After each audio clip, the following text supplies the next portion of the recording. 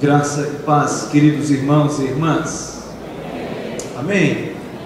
Amados, eu vou pedir que os pastores e os presbíteros, por gentileza, já estejam comigo aqui, por favor, na ministração da ceia, mas não só da ministração da ceia, mas também na exposição da palavra de Deus.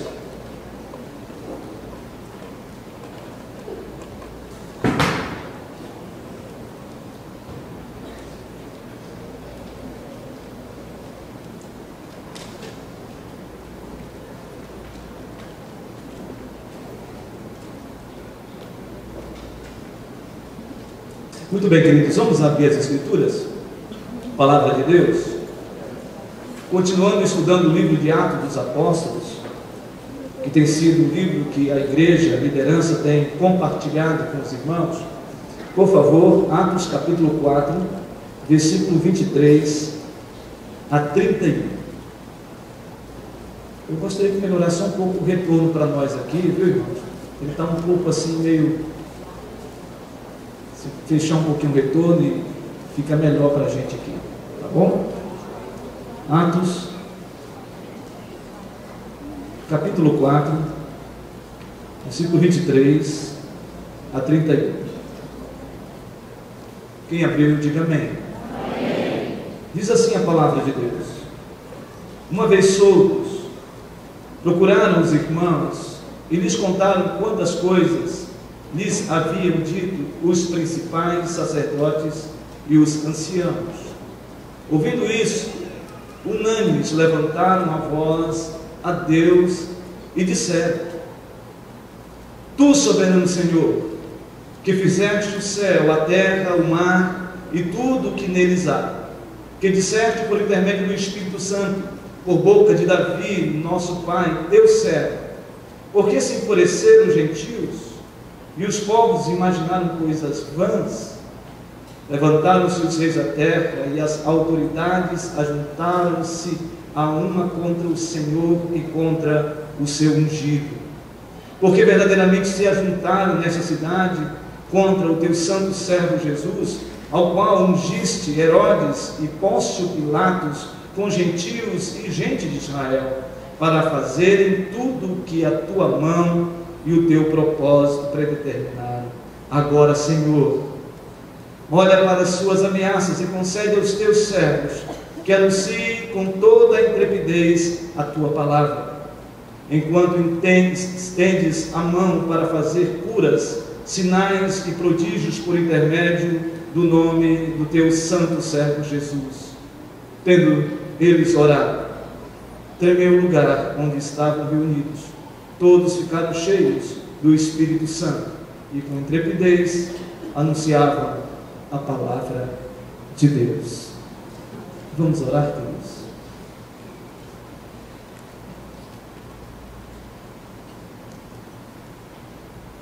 Senhor, nós somos gratos pela sua bondade e pela sua soberania. Somos gratos porque nós temos o privilégio, nesse dia, de nos reunir como igreja e adorar o Senhor, adorá-lo na beleza da sua santidade. Essa celebração, esse culto só tem sentido se o desejo do nosso coração em estar neste lugar ser um desejo de adorar o Senhor, de glorificar o seu nome. Por isso, Deus, nós te agradecemos por tudo que já aconteceu neste lugar e ainda há de acontecer. Senhor, nos faça ter hoje aqui um culto racional, que compreendamos que o Senhor está neste lugar, que o seu Espírito sopra, que o Senhor é Deus e não há outro além do Senhor. Muito obrigado, Deus, porque nós temos a oportunidade também de abrir as Sagradas Escrituras e ler e ouvir a sua voz.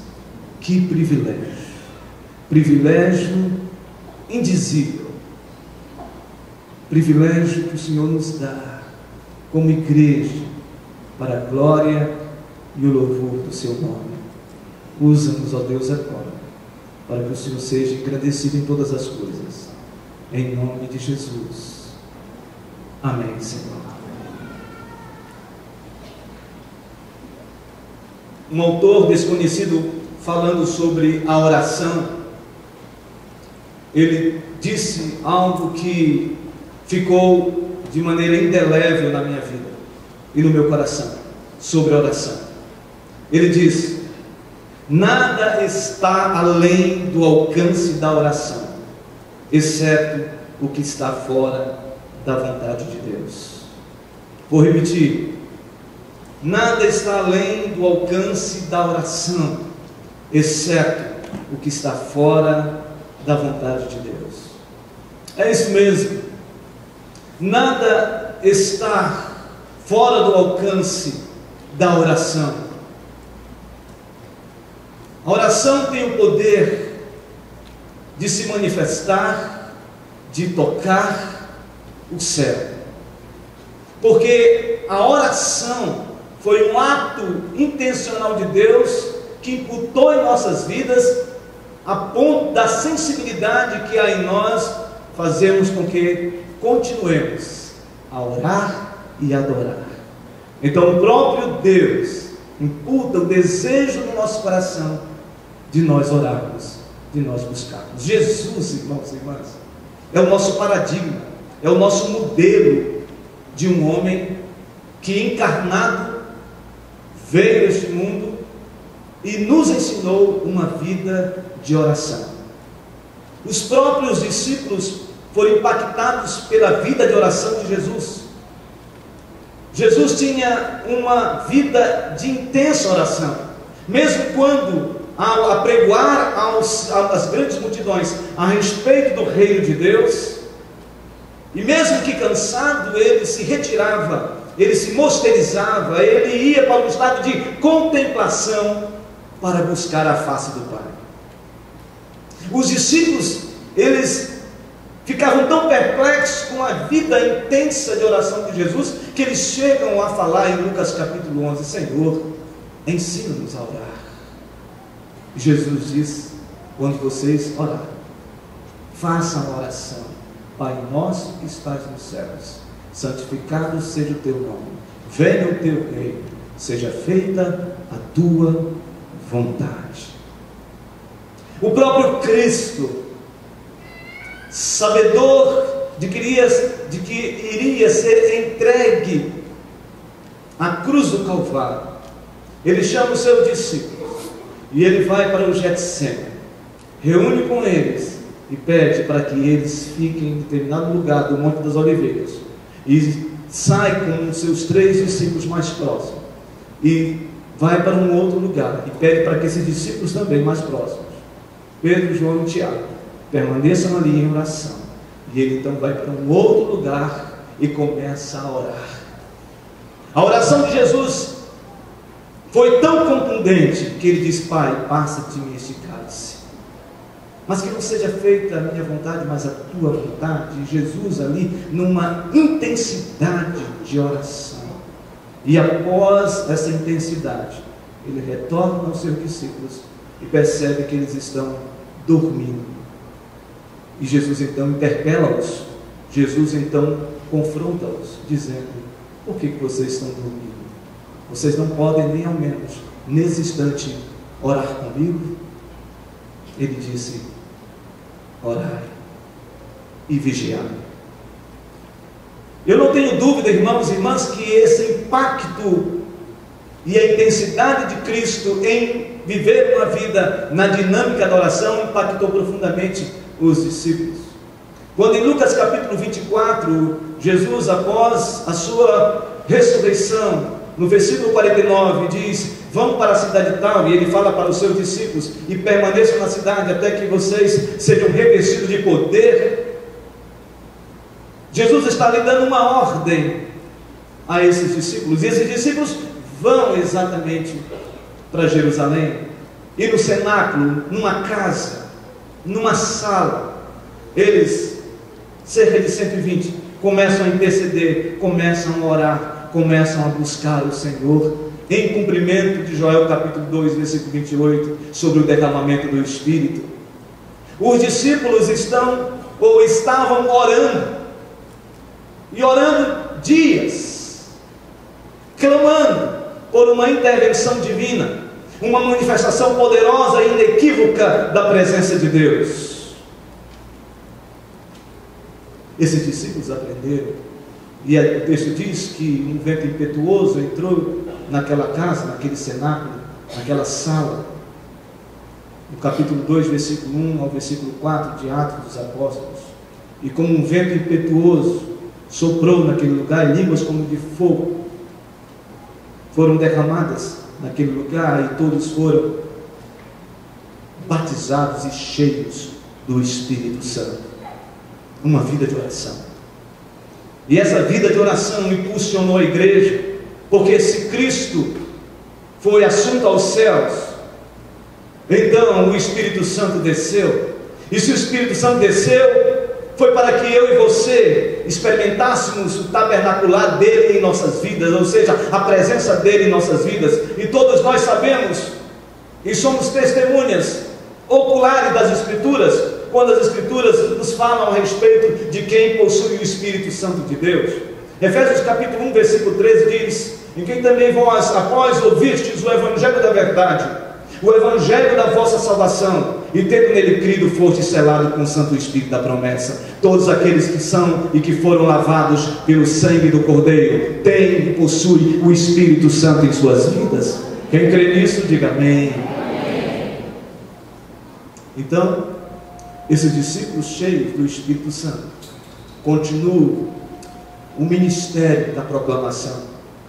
Nós percebemos a ministração do discurso evangelístico de Pedro, o sermão mais extraordinário do ponto de vista de evangelização, mas mais acima de tudo, a mensagem mais cristocêntrica que nós encontramos no sermão, nas Escrituras, creio eu, que é o discurso do apóstolo Pedro, porque ele fala sobre a vida de Jesus, ele fala sobre a morte de Jesus, ele fala sobre a ressurreição de Jesus, ele fala sobre a ascensão de Jesus e a exaltação de Jesus, ou seja, esse Deus Todo-Poderoso que veio e que esteve no nosso meio, esse Deus que interveio na nossa história, esse Deus foi à sepultura, mas ressuscitou e agora está à direita de Deus Pai Todo-Poderoso, Criador dos céus e da terra.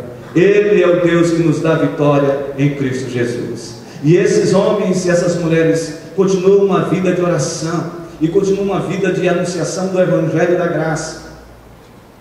E o texto continua falando sobre isso, porque esses homens cheios do Espírito Santo curam pessoas, como no caso o coxo, no capítulo 3 de Atos dos Apóstolos. E depois eles são confrontados no Sinédrio por causa das manifestações e sinais e prodígios que Deus já tinha estabelecido em Atos capítulo 2, versículo 43, sobre sinais e prodígios que iriam acompanhar a vida desses homens e dessas mulheres.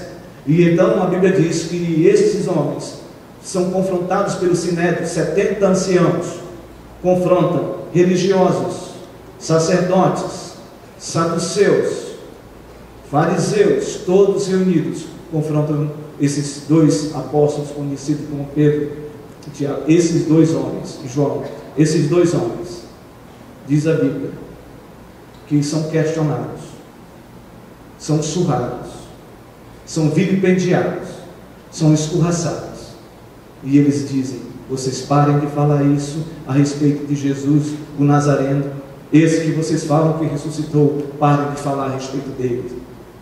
E o texto diz que esses dois homens dizem: nós não podemos deixar de falar das coisas que vimos e das coisas que ouvimos. E diz a Bíblia então que eles são repreendidos mais uma vez e eles saem. E então esse texto nos mostra, nos aponta que esses irmãos, eles continuam ainda vivendo uma vida de oração, porque eles são soltos. E o versículo 23 do capítulo 4 que nós lemos nos afirma que eles são soltos, e ao serem soltos, a primeira coisa que eles fazem é ir para uma casa de irmãos que estão em oração. O tema da mensagem hoje é uma igreja em oração. Uma igreja em oração. E esse texto é um texto importantíssimo, porque esses homens têm uma prioridade, têm uma urgência. W12 fala sobre isso, e ele comentando esse texto, ele diz que quando você sai de algo tão contundente, tão importante, para onde você vai? Para que caminho você vai? Esse texto fala que esses dois apóstolos, eles vão direto para uma casa onde os irmãos estavam reunidos em oração. Em oração. Eles não foram para um outro lugar. Eles não foram e não tiveram um sentimento de vingança, de ira, por causa do que esses líderes religiosos, na primeira perseguição da igreja, o fizeram com eles. Eles não tiveram um sentimento de revolta. O texto diz que imediatamente estes homens, eles vão à presença desses irmãos que estão em oração. Eu não conheço a sua vida, e não sei quais são os dilemas que você tem enfrentado. Não sei quem tem confrontado a sua vida. Não sei quem tem se levantado contra a sua própria vida. Não sei quem são os seus algozes. Quem são as pessoas que têm se levantado contra a sua vida.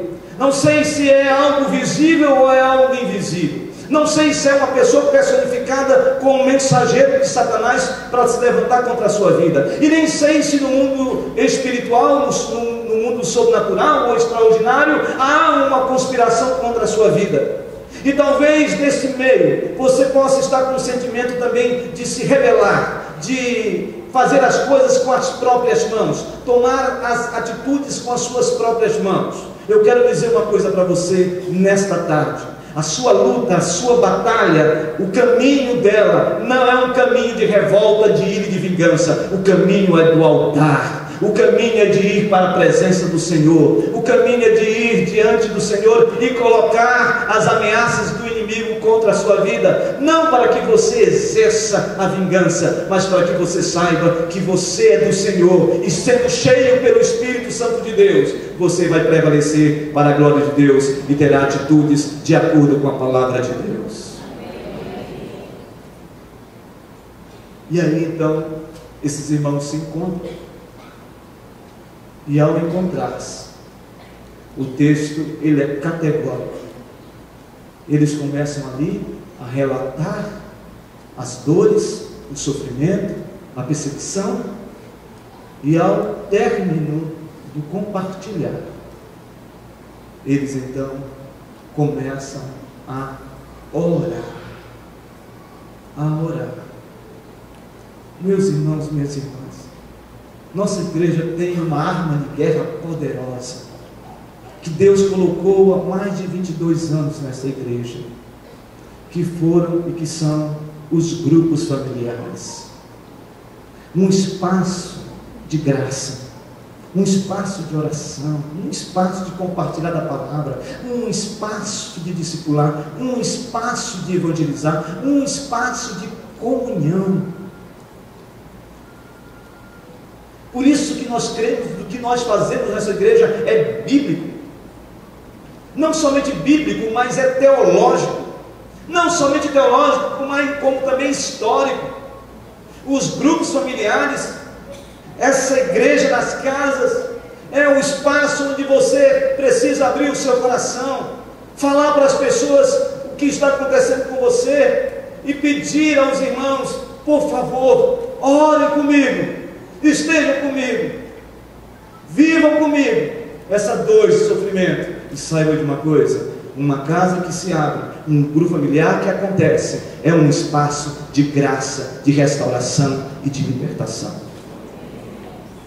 Então você não está fazendo algo aleatório, você não está fazendo algo simplesmente para um encontro de sociabilidade, você está fazendo ali, naquele espaço, naquela casa, naquele lugar, ou seja, seja o lugar que você se encontra com os irmãos, aquele lugar é muito mais do que isso, aquele lugar é um lugar da manifestação do poder de Deus, porque Cristo está naquele lugar. Esse texto é um texto importantíssimo, porque nos revela a oração desses irmãos.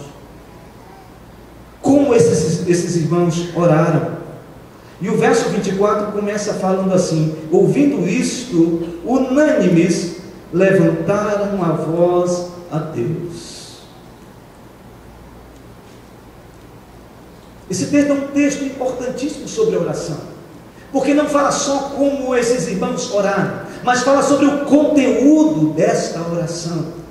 Eles estavam unânimes. A ideia aqui é uma ideia de koinonia, mesmo que a expressão não seja de koinonia, a ideia é esta, é que eles estavam equânimes, eles estavam unânimes, eles estavam juntos, e juntos eles ouviram, e juntos eles começaram a orar. Eles começaram a clamar. Houve um clamor neste lugar. Houve um clamor. Esta igreja, esta casa, era uma casa que estava em oração. E qual é o conteúdo desta oração? Eu divido o conteúdo desta oração em duas dimensões. Do versículo 24 ao versículo de número 28, eu chamo de soberania de Deus. O conteúdo desta oração é um conteúdo sobre soberania de Deus, que é um traço distintivo da teologia e da doutrina da igreja presbiteriana. O segundo, que vai do versículo 29 ao 31, eu faço mais uma observação. Além da soberania de Deus, a responsabilidade humana. Não dá para dissociar a soberania de Deus de responsabilidade humana. Quando nós enfatizamos somente a soberania de Deus, ou tão somente a responsabilidade humana, há um desequilíbrio teológico, doutrinário. E esses irmãos, eles oram dentro de um conjunto, de um conceito poderoso, extraordinário, a respeito da soberania de Deus e da responsabilidade humana. E aí o texto começa a falar sobre isso. O primeiro fato está no versículo ainda, número 24. Eles dizem: Tu, soberano Senhor. Repita: Tu, soberano Senhor. A palavra soberano Senhor vem do termo grego despotes, que significa o que nós chamamos de déspota. É a ideia de que há um proprietário sobre um diáconos, ou seja, sobre um escravo. O escravo é propriedade desse senhor, e esse senhor tem poder, autoridade inquestionável. O que esses homens e essas mulheres, esses irmãos que estavam reunidos, estavam orando, eles começam a oração deles dizendo: o Senhor é soberano e ninguém pode questionar a sua autoridade. Não importa o que os religiosos, o sumo sacerdote, os sacerdotes, os escribas estavam em volta repreendendo esses irmãos. Esses homens todos estão debaixo, sob a autoridade do déspotes, do soberano Senhor de todas as coisas. Sabe o que significa isso? Significa que, irmãos e irmãs, por mais que o inimigo se levante contra a sua vida, por mais que as pessoas tentem confrontar a sua vida, colocar você exatamente debaixo de um tacão, saiba de uma coisa: a sua vida não está sendo controlada por esses agentes, a sua vida está sendo controlada pelo Rei dos Reis, o Senhor Todo-Poderoso, Criador dos céus e da terra. E isso é muito importante no momento que nós estamos vivendo, porque o tempo que nós estamos vivendo é que me parece que os políticos de Brasília estão no controle e no poder. Me parece que nós temos um olhar um pouco opaco a respeito da soberania e do poder de Deus. Sabe, irmãos e irmãs, que ninguém está e ninguém será capaz de sobrepujar a glória, o poder e a majestade de Deus. Tudo que está acontecendo, Deus está no controle, Ele está na direção, Ele está exatamente dirigindo todas as coisas, e o caminho e o final não é o caos, é a vitória do nosso Deus Todo-Poderoso, Ele estabelecendo a sua justiça neste lugar e repreendendo todos os malfeitores para a glória de Deus. Mas eles continuam fazendo essa oração de soberania, de autoridade e poder, e eles continuam dizendo: que fizeste o céu, a terra, o mar e tudo o que neles há. Aqui, irmãos, no campo da soberania de Deus, nós temos uma pedagogia nesta oração, e a primeira pedagogia desta oração é que eles estão falando e estão orando a um Deus criador, um Deus criador, um Deus criador que fez o céu, a terra, o mar e tudo que neles há. O nosso Deus é o Deus Todo-Poderoso, Ele é o Criador de todas as coisas. Isaías me chama a atenção no capítulo 40, porque fala do nosso Deus, que é aquele que mediu as águas dos mares na concha da sua mão e pesou o pó da terra em balança de precisão. O nosso Deus é aquele que criou e chama cada estrela pelo nome e está assentado sobre a redondeza da terra. Esse é o nosso Deus, Ele criou todas as coisas. Então a nossa oração, quando nós a fazemos aqui e falamos e declaramos: Senhor, Tu és o Criador de todas as coisas, nós estamos dizendo de que tudo foi criado por Ele. E como diz o texto do Salmo 24, ao Senhor pertence a terra e tudo que nela se contém, e aqueles que nela também habitam. Esse é o nosso Deus, o Deus Criador, o Deus que criou todas as coisas. Um Deus que falou de uma revelação geral, que quando nós olhamos para a criação, quando nós olhamos para tudo que foi criado por Ele, nós só podemos perceber a manifestação e a presença da glória de Deus. Se tem algo que no Amazonas é algo extraordinário, é quando você acorda e você tem a oportunidade de contemplar toda essa relva, toda esta floresta, e você percebe a fauna, a flora se manifestando, e isto é a beleza da natureza, algo extraordinário, algo indizível. Isso tudo, irmãos e irmãs, é para dizer que o nosso Deus, Ele é o Criador de todas as coisas, e Ele se manifesta, e até mesmo aqueles que nunca ouviram a respeito da revelação especial no que se refere à pessoa de Jesus, mesmo assim eles contemplam e certamente vão dizer: quem fez tudo isso foi alguém que tem o poder, a majestade, a glória de todas as coisas. Esse é o Deus Todo-Poderoso, esse é o Deus Criador. Mas eles continuam orando, e essa oração soberana também revela, ou melhor, expressa o Deus da revelação. Além do Deus da criação, o Deus da revelação. Versículo 25 diz: que disseste por intermédio do Espírito Santo, por boca de Davi, nosso pai, teu servo, para que se enfureceram, porque se enfureceram os discípulos, os gentios e os povos imaginaram coisas vãs. Irmãos, isso aqui é muito sério. Versículo 26: levantaram-se os reis da terra, e as autoridades ajuntaram-se a uma contra o Senhor e contra o seu ungido. Esse é o Deus da revelação, revelação da palavra de Deus.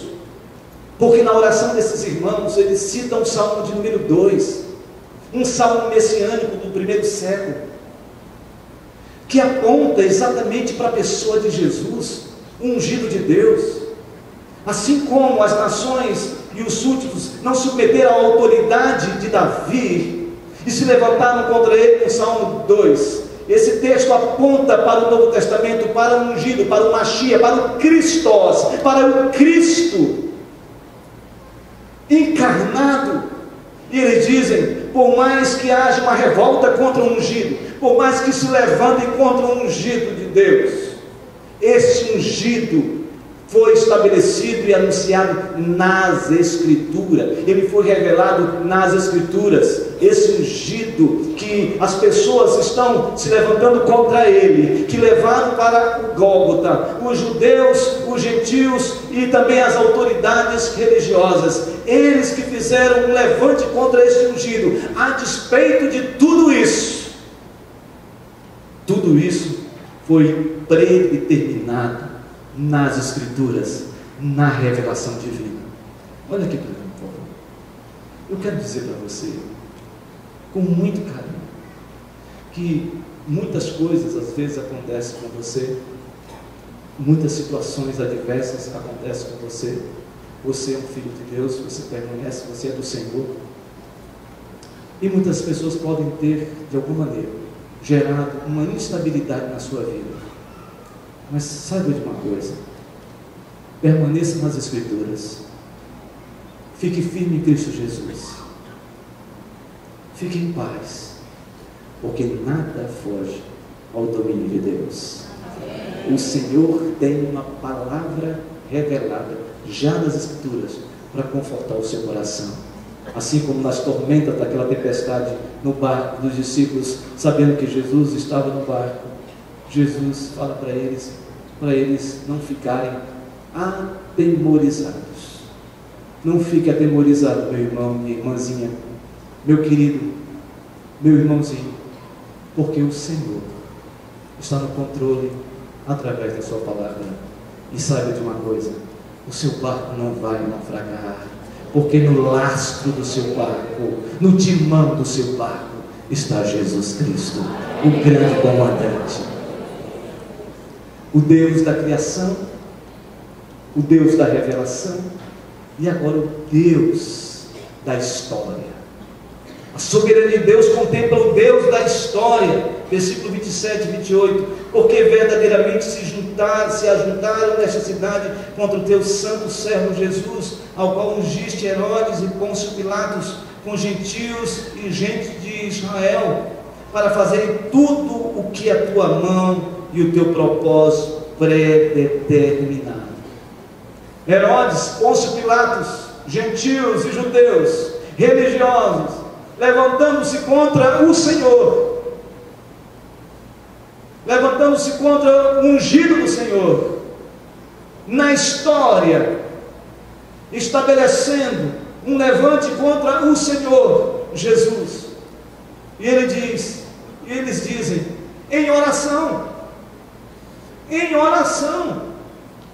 tudo o que aconteceu com Jesus, todos os que se levantaram contra ele, seja rei, sejam os religiosos, sejam as pessoas que não entenderam o propósito messiânico de Jesus, mesmo assim, tudo o que aconteceu com ele na cruz, tudo o que ele sofreu, toda a dor, tudo isso estava predeterminado.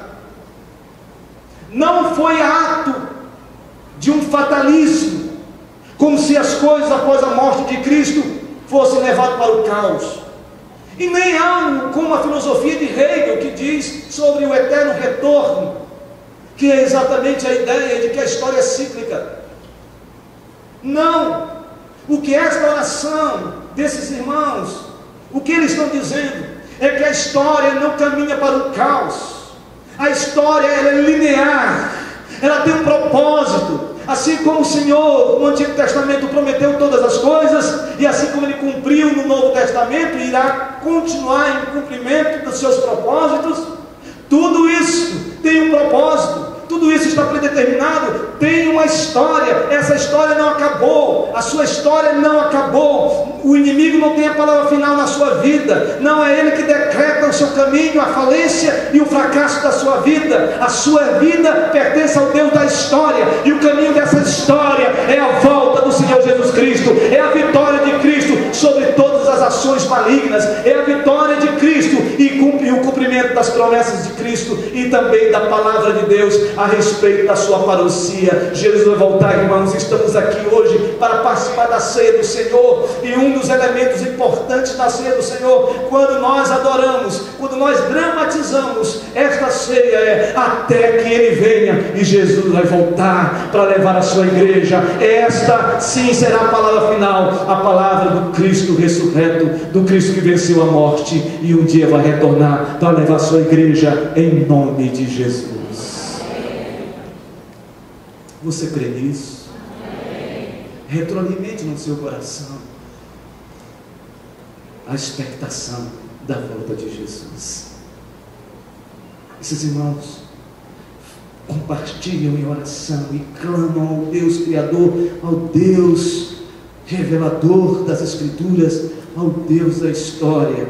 E aí então nós entramos no versículo 29, que é sobre a responsabilidade humana. Eles clamam ao Deus, Senhor Todo-Poderoso, nesta tarde já noite, que a oração da igreja aqui hoje deveria ser essa, não uma oração antropocêntrica, uma oração olhando para si, uma oração reivindicando para si as coisas, uma oração reivindicatória, a ponto de ficar o tempo todo olhando para si e querendo as coisas para si. Mas talvez a oração que nós devemos fazer aqui é uma oração teocêntrica, uma oração que o Senhor é o centro de todas as coisas, não sou eu. E esses irmãos aqui estão nos ensinando hoje que esse lugar seja abalado pela presença de Deus, e a igreja hoje possa dizer: Tu, soberano Senhor, tua autoridade é inquestionável, e eu estou aqui para te servir e para te adorar. Irmãos, nós estamos precisando dessa oração. Nós temos que parar de ficar o tempo todo reivindicando as coisas e adorar a Deus em oração. E aí esse texto fala sobre isso, porque no conteúdo dessa responsabilidade humana diz assim: agora, Senhor, olha para as suas ameaças e concede aos teus servos que anunciem com toda a intrepidez a tua palavra. Então, o segundo aspecto que me chama a atenção aqui é que eles não somente unânimes adoram a Deus, mas eles também unânimes pedem, clamam, fazem petições para que Deus os use para anunciar a palavra de Deus. Eles não estão aqui questionando, confrontando, entrando em desacordo com as pessoas que os martirizaram. Não, eles pedem para que Deus os use para ministrar a palavra de Deus. Meu querido, minha querida, nós vivemos hoje com o evangelho que a gente quer tudo e nada para Deus. O que a gente quer, Senhor, seja feita a tua vontade aqui na terra. Não, é a minha vontade na terra e também no céu. Mas a oração desses homens é: Senhor, faça a sua vontade aqui na terra, a vontade de Deus. E a vontade de Deus para nós é que eu e você fomos lavados pelo sangue do Cordeiro para proclamar o Evangelho. Como está a sua casa? Não incomoda você quando você tem um parente que está indo para o inferno porque ainda não conhece Jesus? Isso não me incomoda? Não me incomoda? Não me incomoda ficar sentado nas cadeiras, ouvindo uma pregação, uma palavra, que é a palavra de Deus sim, para levantar você, para estimular você, para impulsionar você, mas ao sair daqui, o seu coração tem que estar sôfrego, tem que ter uma inquietude dentro de você, tem que estar segredado dentro de você um desejo de dizer: Senhor, me ajuda, usa-me, porque Tu és soberano, o Senhor tem o poder de usar a minha vida, na vida do meu pai, da minha mãe, do meu irmão, da minha irmã, do meu tio, da minha tia, do meu avô, da minha avó, dos meus amigos. Isso não me incomoda quando você está no trabalho e as pessoas que estão próximas de você ouviram a respeito do Jesus, de um Jesus pessoal, como essa jovem que testemunhou dizendo: eu sei que esse Jesus, ele é poderoso, ele é transcendente, mas eu aprendi que esse Jesus, ele é pessoal, ele é imanente, ele se importa comigo, assim como ele se importou com você. Deus quer usar você, quer usar a sua vida. Além de Deus fazer algo em nós, ele quer fazer algo através de nós. Por isso que esses homens e essas mulheres oraram: Senhor, me dá intrepidez, nos dê intrepidez de anunciar. Eu quero ter ousadia. Irmãos, eu lembro como Deus, a partir da minha experiência com Jesus, que Deus maravilhoso é esse.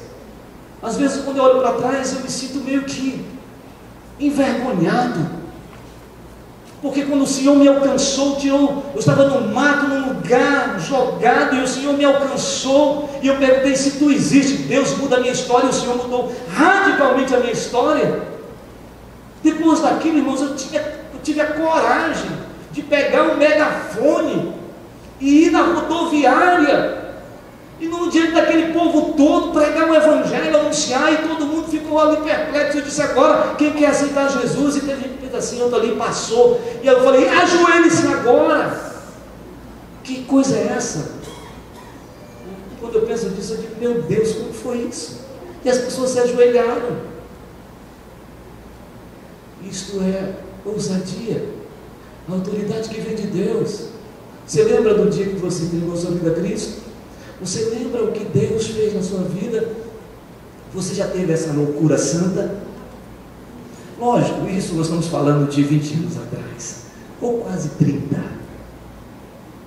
Mas eu penso que a igreja precisa experimentar essa loucura santa, de entrar no ônibus e com um sentimento impetuoso da palavra de Deus começar a anunciar o evangelho, de na hora da tranquilidade, da calma, do recesso do trabalho, reunir com as pessoas e falar: vamos orar, vamos ler a Bíblia.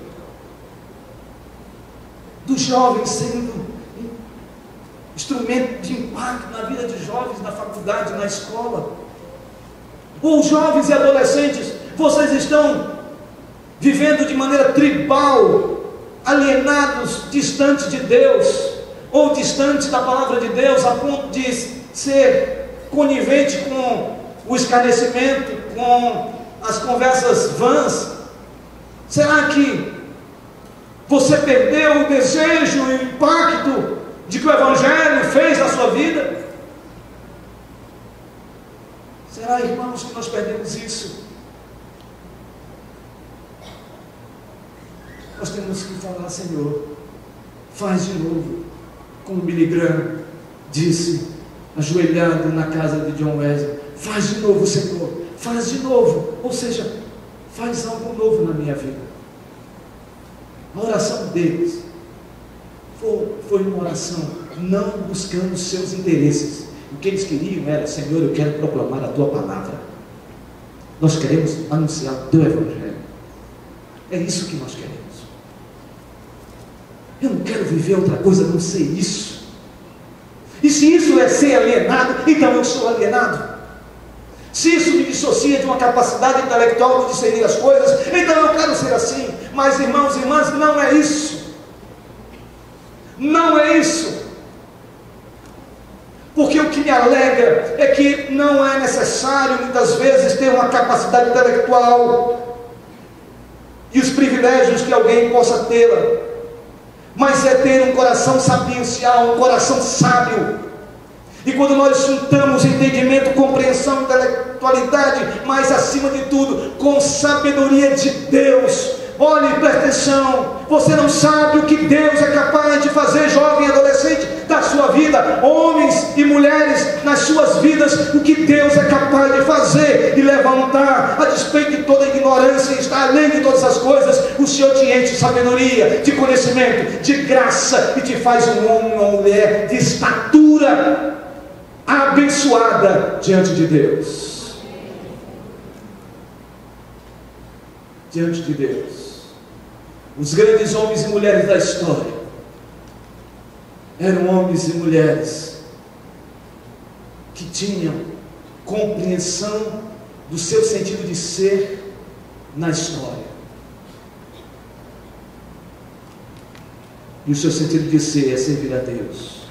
O texto continua dizendo, versículo 30: enquanto estendes a mão para fazer curas, sinais e prodígios por intermédio do nome do teu santo servo Jesus.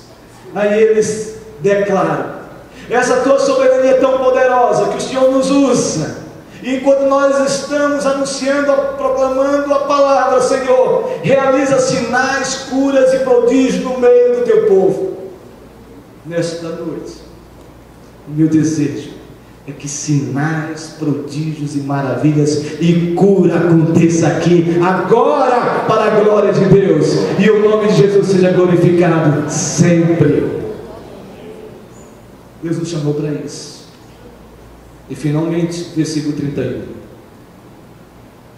tendo eles orado, tremeu o lugar onde estavam reunidos, todos ficaram cheios do Espírito Santo e com intrepidez anunciavam a palavra de Deus. Aqui está as implicações dos resultados desta oração. Primeiro, o lugar tremeu. Oração poderosa. Essa igreja que estava em oração, o lugar tremeu. Sabe o que é isso? O texto grego diz que o lugar sacudiu, abalou, foi algo forte. Você já participou de uma oração assim? Uma reunião de oração? Que a oração está tão intensa que o lugar começa a se movimentar. O meu desejo é que talvez a gente queira demais sobre isso. Meu pensamento é esse. Mas eu penso que se o lugar não tremer, que o lugar abale nossas vidas, sacuda a nossa vida, mexa conosco, nos faça sermos crentes, verdadeiramente crentes, e deixarmos de sermos crentes que acostumou-se com o sagrado, porque é muito fácil se acostumar com o sagrado.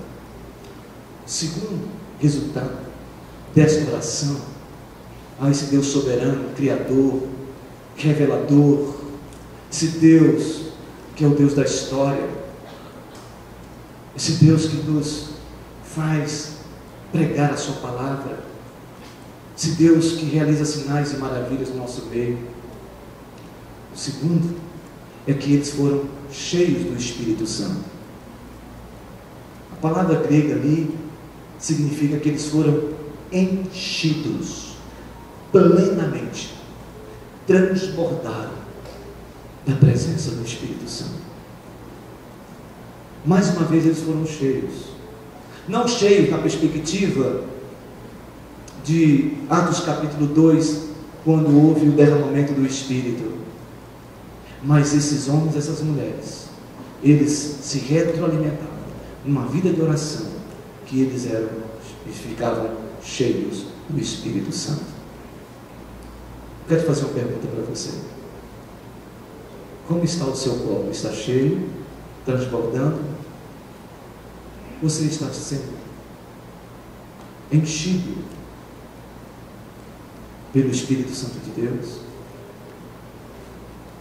E o terceiro ponto: eles foram chamados, depois do lugar ser tremido, do lugar tremer e serem cheios, eles anunciaram a palavra de Deus.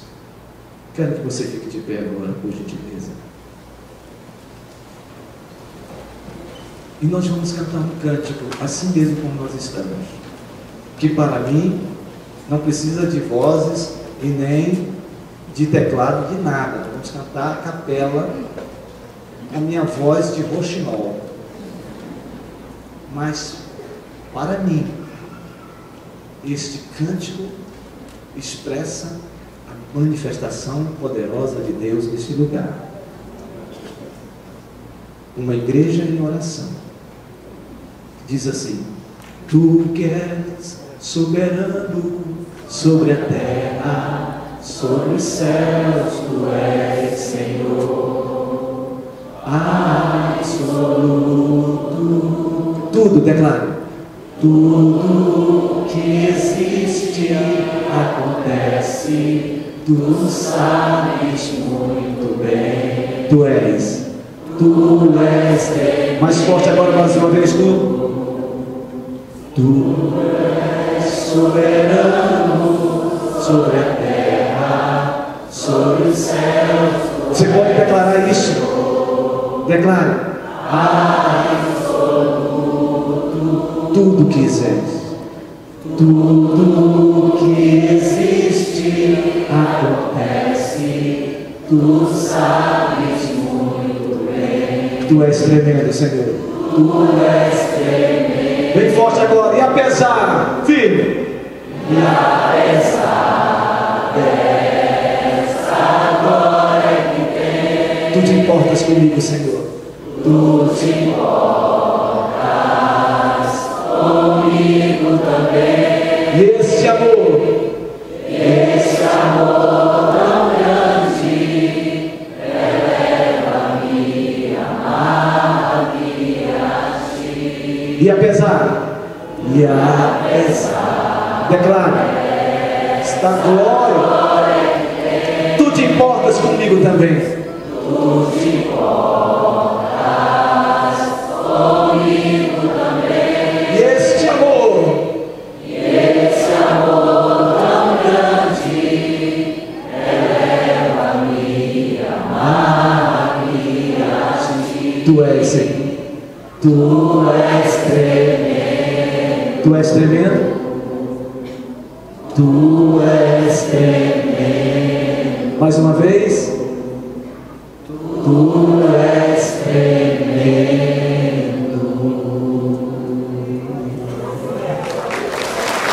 Louvado seja o nome do Senhor. Louvado seja o nome do Senhor.